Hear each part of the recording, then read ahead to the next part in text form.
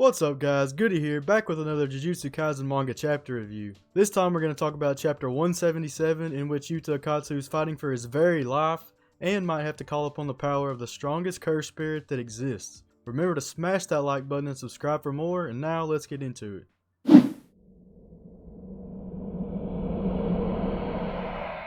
Before we get into chapter 177, let's quickly recap what's been going on in the manga lately. You can skip ahead using the timestamps down below if you're all caught up. Now, we see Megumi and Yuji wrap up their battles in their respective areas in the Tokyo colony for the time being. A few chapters ago, with the collapsed Megumi being approached by the angel sorcerer that they had been sent to look for. We then switch over to the Sendai colony and start following Yuta Okkotsu, who we've been following ever since. He's fighting 4 powerhouse sorcerers by himself at the same time in a battle royale type fight.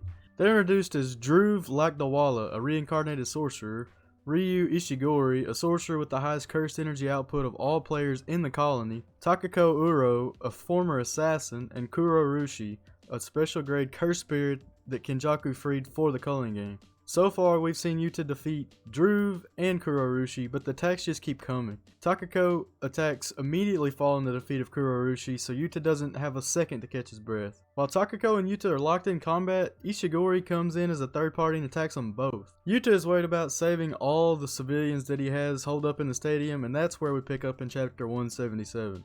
Yuta decides to make his fight with Ishigori a close combat brawl. Here we learn a little bit about Ishigori as a character. He gives a weird analogy, asking Yuta if he would tell a kid with a delicious meal in front of him to quiet down and eat it slowly. And obviously he's comparing this to fighting Yuta up close. We learn that he is in fact a reincarnated sorcerer, which hadn't been confirmed until now when he talks about his first life. He says he always ate in moderation. He met good women and fought staunch men.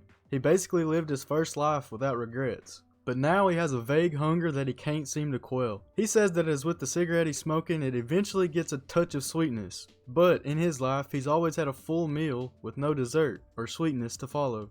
They start a fist fight, and Yuta is amazed at the sheer level of offensive power and cursed energy Ishigori has. He compares fighting him to beating on a water tank. Ishigori tells Yuta that the reason he's always been unsatisfied is because he's never been full. He fires off another powerful granite blast attack, which is what he'd originally attacked with while Yuta and Takako were fighting, and Yuta is able to deflect it with his bare hands. Ishigori maniacally asks Yuta if he is his dessert, right before Takako comes back into the action using what she calls a thin ice missile, which is an attack using her surface manipulation technique to break up their fight. Ishigori wildly attacks Takako, and she fires his own attack right back at him, to which he mutters that taking his own attack proves that it really does hurt. Now Takako turns her attention to Yuta, who she says she's going to toy with a little longer. Yuta's been using reverse curse technique, which is very draining of cursed energy, so Takako and Ishigori both think he's finally running out of steam. Ishigori goes back to his dessert analogy where he compares Yuta to his dessert, and he says that every cake shop has empty shelves at the end of the day,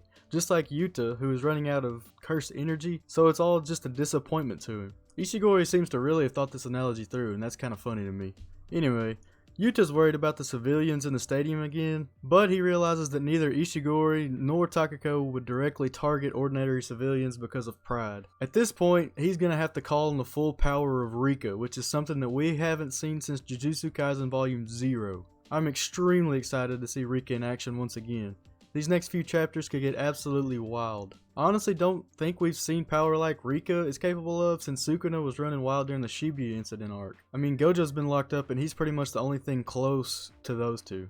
That's where chapter 177 ends. Well, what did you guys think of this chapter? It was mainly action focused, but it sets up a crazy fight if Rika truly does come out in full force next week. Let me know down below in the comments if you think we truly get to see Rika's power like we did way back in Volume 0. As always, I hope you enjoyed this video. Leave a like and subscribe for more Jujutsu Kaisen content, and with that, I'll catch you next time.